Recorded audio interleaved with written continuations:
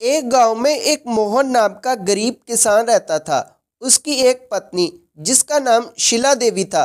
मोहन के खेत में गन्ने की फसल होती थी, लेकिन वो फसल पैसे कम होने के कारण इतनी फूल फल नहीं पाती थी। यानी वो फसल इतनी ज़्यादा उग नहीं पाती थी, क्योंकि उसको दवाइयाँ और उस फसल की देख रेख करने के लिए मोहन के पास पैसे नहीं होते थे। मोहन की पत्नी हमेशा इसी बात से परेशान भी रहती थी, क्योंकि उनके पास कोई भी संतान नहीं थी।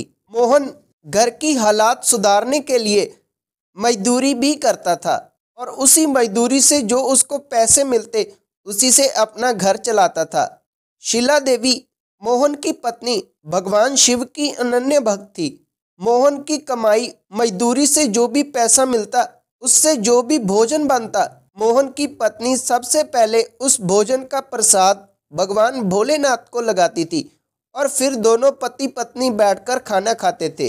मोहन की पत्नी शीला देवी कभी कभी गाय को रोटी भी देती थी।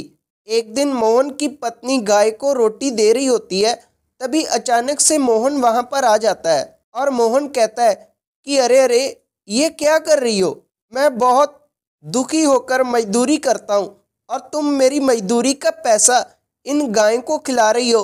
तभी मोहन की पत्नी कहती है कि हो सकता है कि आपको जो मजदूरी मिल रही हो वो इन्हीं की वजह से मिल रही हो। तुम देखना, भगवान भोलेनाथ की कृपा से तुम्हारी जो मजदूरी है वो दिन ब दिन बढ़ने लगेगी। हम लोग उन्हीं की वजह से तो जिंदा हैं, हमारी खेती भी उन्हीं की वजह से तो चल रही है। मोहन कहने लगा कि ठीक है, तुम ऐसा करना, मैं जो भी मजदूरी लाऊंगा उनमें से तुमको जो भी हिस्सा अच्छा लगता हो तुम इन पशुओं को और दान पात्र में दे सकती हो। ये कहकर मोहन कहता है कि चलो अब मैं मजदूरी करने के लिए जाता हूँ। तभी उसकी पत्नी कहती है कि तुम जाते जाते भगवान भोलेनाथ का नाम जरूर लेना। मोहन बिल्कुल वैसा ही करता है। मोहन अपने काम पर भी मजदूरी करते समय भगवान भोलेनाथ का नाम लेता रहता है, और मोहन शाम को देखता है कि उसकी मजदूरी बढ़ गई थी। ये देखकर मोहन बहुत खुश होता है, और खुश होते होते अपने घर पर जाता है। जब उसकी पत्नी ये देखती है कि आज मोहन के हाथ में ज़्यादा पैसा है, तो वो कहती है कि मैंने कहा था ना कि आपकी मजदूरी बढ़ जाएगी। तभी मोहन अपनी पत्नी से कहता है कि हाँ, तुमने ठीक कहा था, चलो अब हम मंदिर चलते हैं, वहाँ पर जाकर थोड़ा दान भी करेंगे, और किसी को अगर भोजन की ज़रूरत होगी तो उसको वो भी खिलाएंगे। मोहन और उसकी पत्नी भगवान शिव के मंदिर चले जाते हैं, और वहाँ पर जाकर दूध चढ़ाते हैं और भगवान शिव की पूजा करते हैं।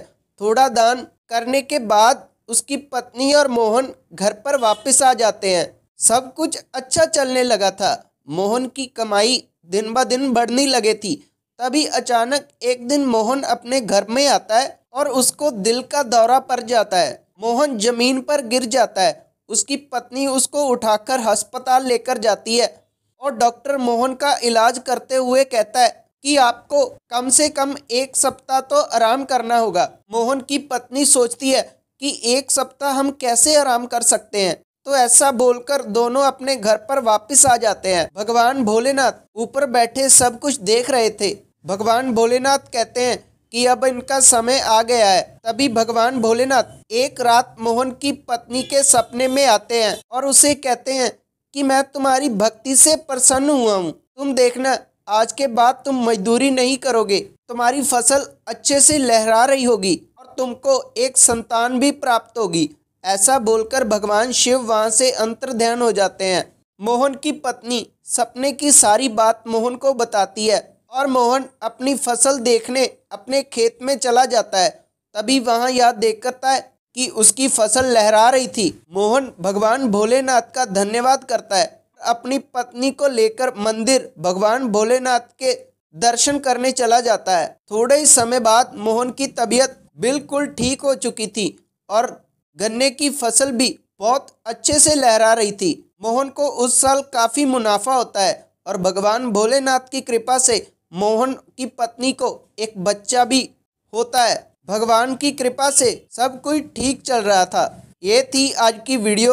अगर आपको वीडियो अच्छी लगी तो वीडियो को लाइक करना, और आपका अपना चैनल शिव को समझो जरूर सब्सक्राइब करना और बेल नोटिफिकेशन जरूर ऑन करना, क्योंकि ऐसे ही वीडियो हमारे चैनल पर आती रहती हैं और वो आपको सबसे पहले मिल जाएगी। तब तक के लिए धन्यवाद।